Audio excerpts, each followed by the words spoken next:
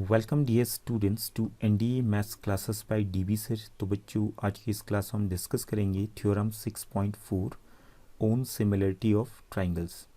इससे पहले वाली क्लास में हमने डिस्कस किया था theorem 6.3 that was angle angle angle A criteria own similarity of triangles and hope everything is clear. तो आज की क्लास में हम डिस्कस करेंगे S side side side S criteria own similarity of triangles. तो पहले तो जान लेते हैं कि ये एस क्राइटेरिया होता क्या है and after that we will start with the proof of the theorem.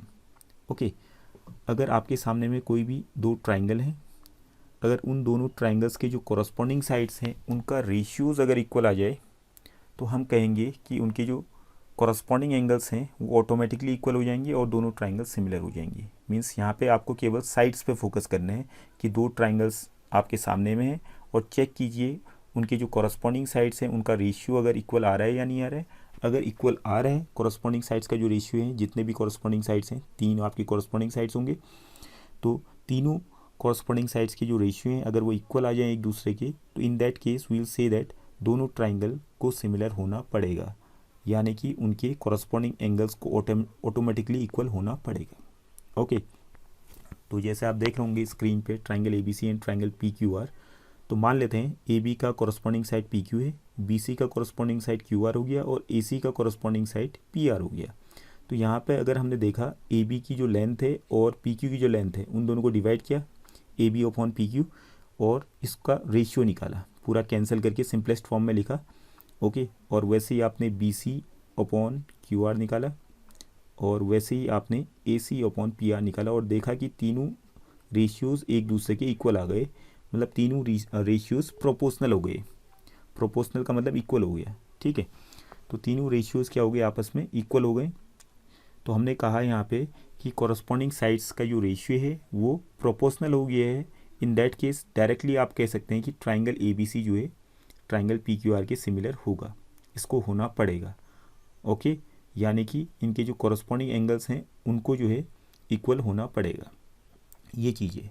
तो आप यहाँ पे केवल एस क्राइटेरिया के माध्यम से डायरेक्टली केवल आपने क्या चेक करना है, यहाँ पे आपने साइड्स को चेक करना है, साइड्स की जो लेंथ है उनको चेक करना है। ओके, और कॉरस्पॉन्डिंग साइड्स का आपने क्या निकालना है यहाँ पे, ratio. And after that ratio निकालने का देखिए कि वो रेशियो इक्वल आ रहे नहीं आ रहे। अगर इक्वल हैं तो हम कहेंगे कि दोनों ट्राइंगल आपस में क्या होंगे, सिमिलर होंगे। ओके, तो इसका प्रूफ हम स्टार्ट करते हैं। जैसे कि आपको स्क्रीन पे दिख रहा होगा तो गिवन हमने यहाँ पे लिख दिए हैं। स्टार्ट करते हैं गिवन से। तो यहाँ पे गिवन क्या है, हमें गिवन है कि कॉरस्पॉन्डिंग साइड्स का रेशियो इक्वल है। Means A B upon P Q बराबर है B C upon Q R की और ये बराबर है आपका A C upon P R की। ये हमें गिवन है। ओके, और क्या प्रूफ करना है हमने, टू प्रूफ हमने प्रूफ करना है कि triangle A B C is similar to triangle P Q R. और इसके लिए भी हमने कंस्ट्रक्शन करना पड़ेगा। तो कंस्ट्रक्शन में वही चीज़ करेंगे जो हमने इससे पहले वाले थ्योरम में किया था। तो यहाँ पे दो पॉइंट्स हम ले लेते हैं, एम और एन, सॉरी थोड़ा नीचे ले लेंगे, एम और एन। यहाँ पे लिया हमने P Q and P R में, एम और एन इनको ज्वाइन कर दिए और एम एन की जो लेंथ है, सॉरी पी एम की जो लेंथ है ए बी के बराबर है और पी एन की जो लेंथ है वो ए सी के बराबर है। यानी कि A B is equal to P M. यहाँ कंस्ट्रक्शन में आ गया A B is equal to क्या, ए बी की लंबाई किसके बराबर होना चाहिए, पी एम के बराबर, और ए सी की जो लेंथ है वो किसके बराबर होनी चाहिए, पी एन के बराबर। ओके, ये चीज़ आपने देख ली है। अब इसका प्रूफ हम स्टार्ट करते हैं। ओके, अब प्रूफ हमने स्टार्ट किया। तो सबसे पहले जो गिवन है उससे स्टार्ट करते हैं। हमें गिवन क्या था, A B upon P Q is equal to B C upon Q R is equal to A C upon P R. Okay, ये आपका क्या था, गिवन। अब यहाँ पे देखिए बाई कंस्ट्रक्शन में जो हमने किया था ए बी किसके बराबर था, पी एम की। तो यहाँ पे मैं ए बी को हटा रहा हूँ, ए बी की जगह पे क्या लिखूँगा, पी एम। जो आपका ये गिवन था A B upon P Q, तो यहाँ पे ए बी को हटा के इसकी जगह पे लिख दिया P M upon P Q is equal to B C की जगह पे तो कुछ लिखा नहीं जा सकता, उसको ऐसे लिखेंगे B C upon Q R, और यहाँ पे जो ए सी है ए सी को भी हटा देंगे क्योंकि गिवन में कंस्ट्रक्शन हमने क्या किया था, A C is equal to P N लिया था, तो ए सी को हटा के इसकी जगह पे क्या लिख दिया पी एन, बाई कंस्ट्रक्शन आ गया आपका ये 2। ठीक है, तो यहाँ पर आप रीज़न लिख सकते हैं A B is equal to P M and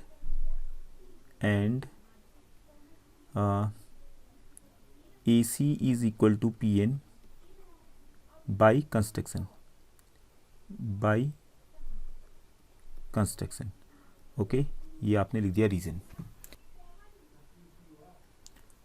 अब देखिए आप इसके आगे क्या करेंगे हम लोग, यहाँ पे जो B C upon Q R आपको दिख रहा होगा बीच में, इसको कुछ समय के लिए भूल जाइए, इसको हटा दीजिए, तो आपके पास रेशियोज़ क्या बचेंगे, पहला और last that is P M upon P Q is equal to P N upon P R.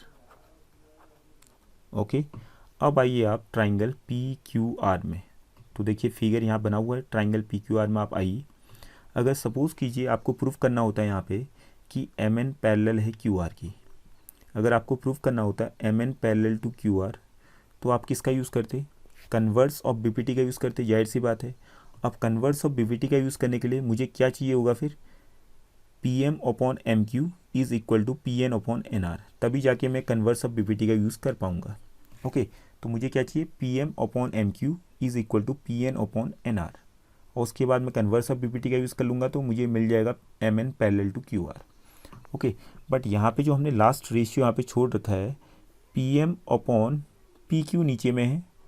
Okay, but यहाँ पे पी क्यू तो मुझे चाहिए नहीं, ना ही पी एन अपॉन नीचे में जो पी आर है ये पी आर भी नहीं चाहिए, बट चाहिए क्या फिर मुझे यहाँ पे पी क्यू की जगह पे एम क्यू चाहिए और पी आर की जगह पे एन आर चाहिए, तब जाके मैं converse of B P T का यूज़ कर पाऊँगा।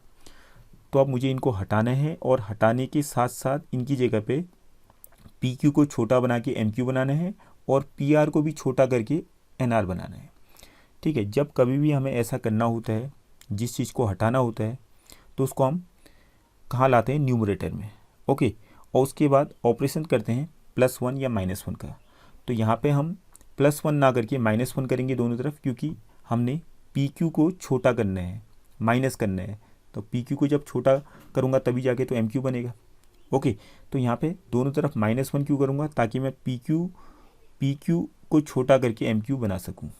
ओके, तो जिस चीज़ को हमने जब कभी भी हटाना होता है और उसकी जगह पे कोई नई चीज़ लानी होती है, तो पहले तो हम रेसिप्रोकल करते हैं और साथ साथ में दोनों तरफ +1 या -1 करेंगे। बट यहाँ पे -1 क्यों किया, ये चीज़ आपको हल्का फुल्का समझ में आ गया कि माइनस करना है, एक आइडिया लग गया, क्योंकि पी क्यू बड़ा है और मुझे पी क्यू को क्या बनाना है, एम क्यू बनाना है, तो पी क्यू को छोटा करना है, तो छोटा करने के लिए हम माइनस कर रहे हैं।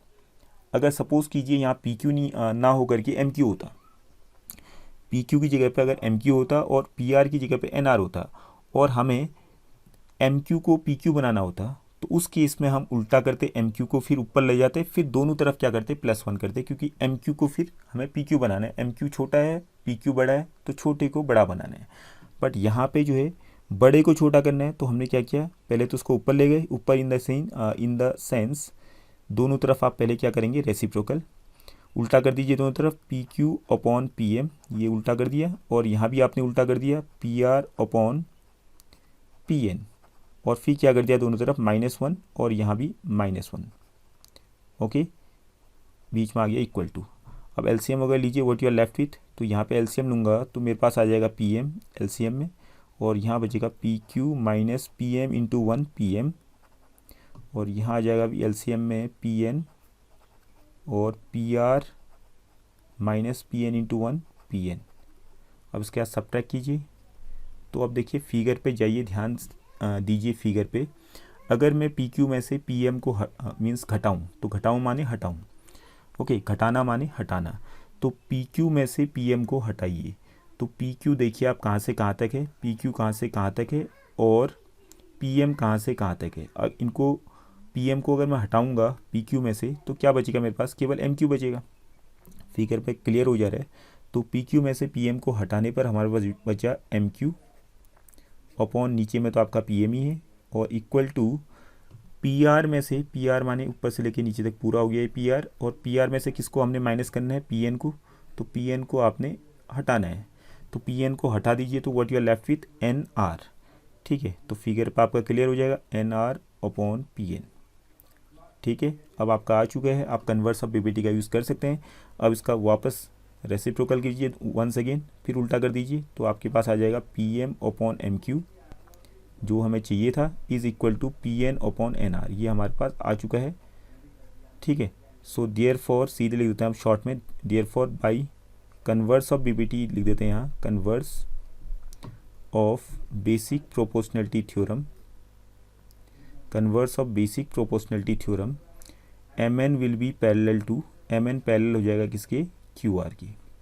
अगर एम एन पैरेलल है क्यू आर के तो जाहिर सी बात है एंगल एम जो है, ठीक है, एंगल एम जो है, या पूरा ही एंगल का नाम लिख देते हैं यहाँ पे ज़्यादा बेटर रहेगा, एंगल, चलो एम ही लिख देते कोई बात नहीं, एंगल एम, यहाँ मैं डार्क कर लेता हूँ, एंगल एम यहाँ पे आपको दिख रहा होगा, angle M will be equal to angle Q, angle M will be equal to angle Q.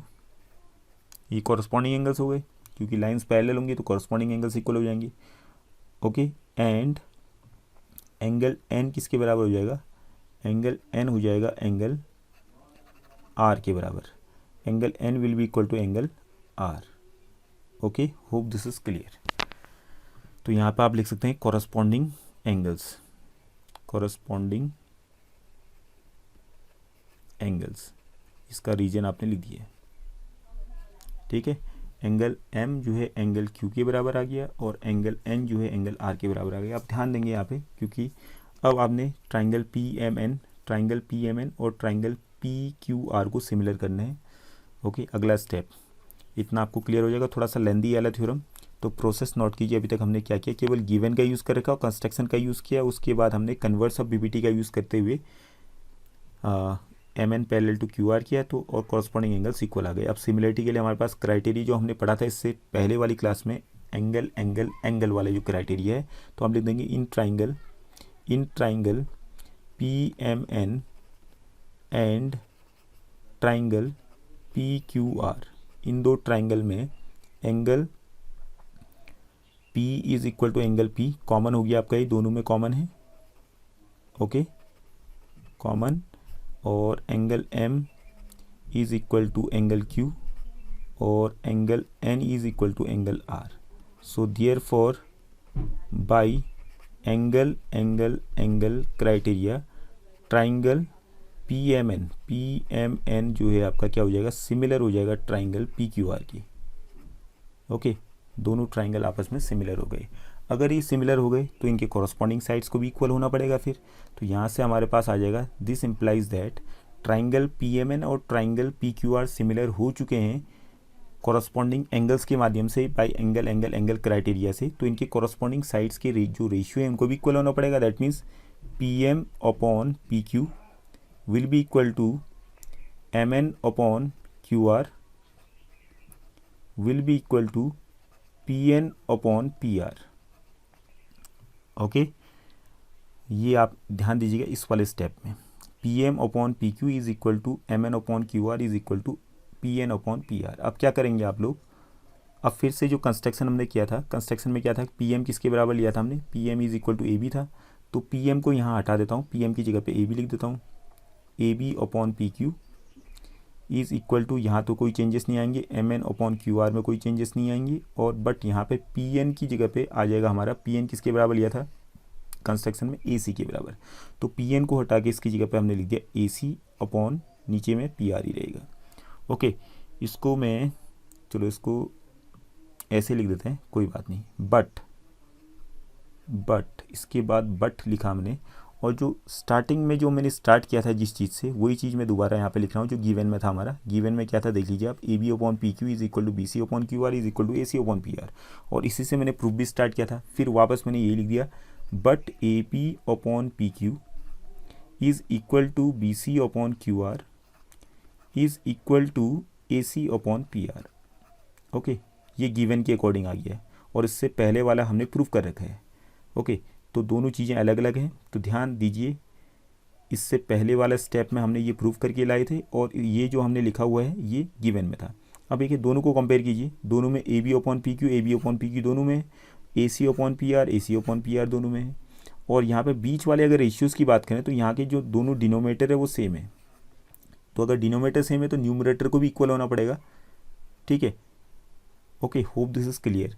तो या इन दोनों इक्वेशन को कंपेयर करेंगे तो सारे के सारे इक्वल हो जाएंगे, ठीक है। फ्रॉम, इसको मैं इक्वेशन 1 मान लेता हूँ सपोज कीजिए, और इसको इक्वेशन 2 मान लेता हूँ। तो यहाँ पे लिख सकता हूँ मैं from 1 and 2 mn upon Q R जो है बराबर हो जाएगा B C upon Q R की। जाहिर सी बात है, things which are equal to the same thing are equal to another, तो क्यू आर से क्यू आर कैंसिल हो जाएगा नीचे में, तो बचेगा क्या आपके पास, M N is equal to B C.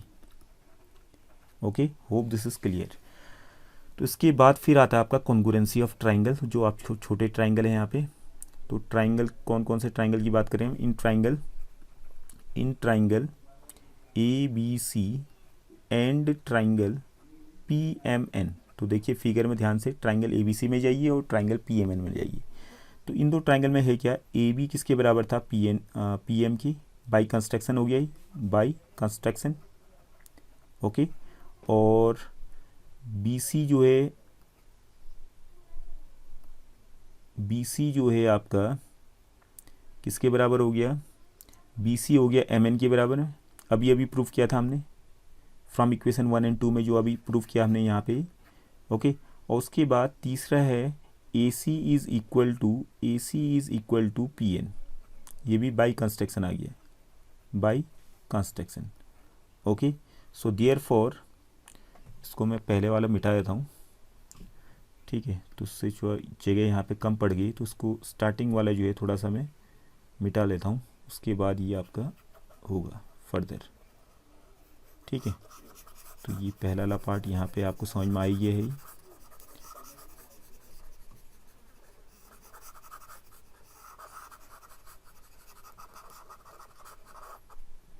Okay, अब देखिए आप ध्यानपूर्वक।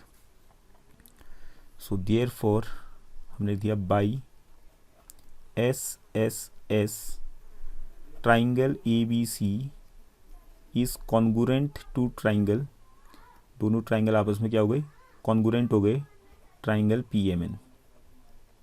Okay, hope this is clear. अब देखिए अगर दोनों ट्राइंगल कॉन्गुरेंट है तो इनके कॉरस्पॉन्डिंग एंगल्स को भी इक्वल होना पड़ेगा। फिर तो हम कह सकते हैं angle A is equal to angle P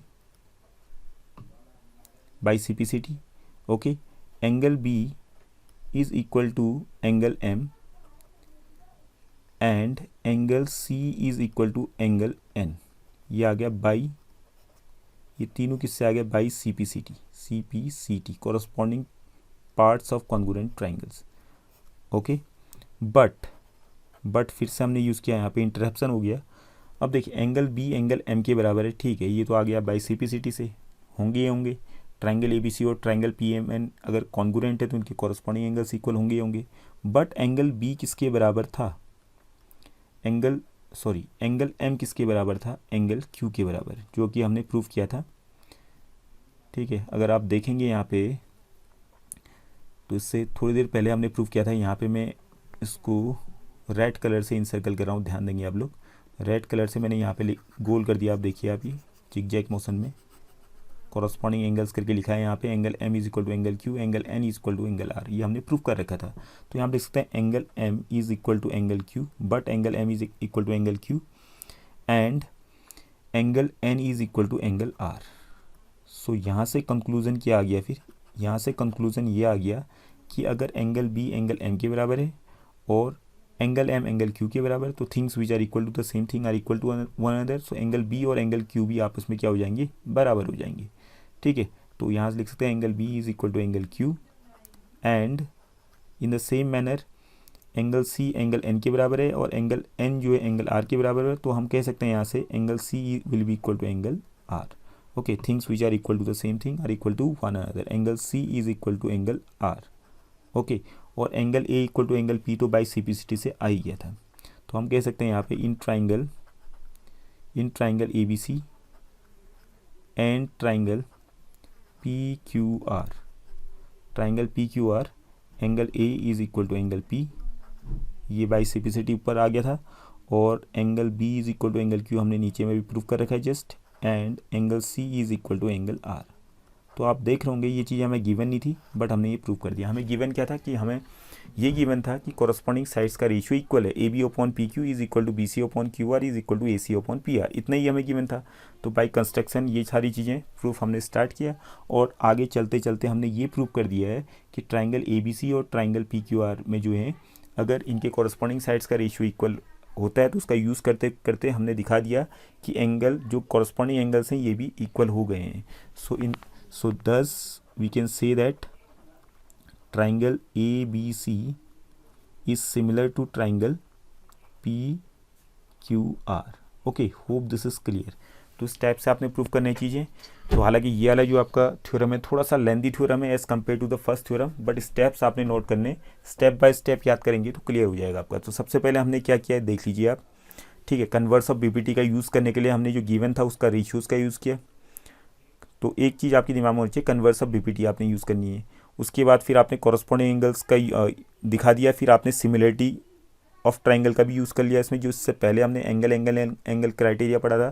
तो ट्राइंगल पीएमएन और ट्राइंगल पीक्यूआर को हमने सिमिलर दिखा दिया, ठीक है। अब सिमिलर दिखा दिया तो फिर इसमें से जो कॉरस्पॉन्डिंग साइड्स का रेशियो आएगा ट्राइंगल पीएमएन और ट्राइंगल पीक्यूआर, इसका यूज़ किया। और उसके बाद हमने पीएम को हटा के ए बी लिख दिया और पीएन को हटा के ए सी लिख दिया है।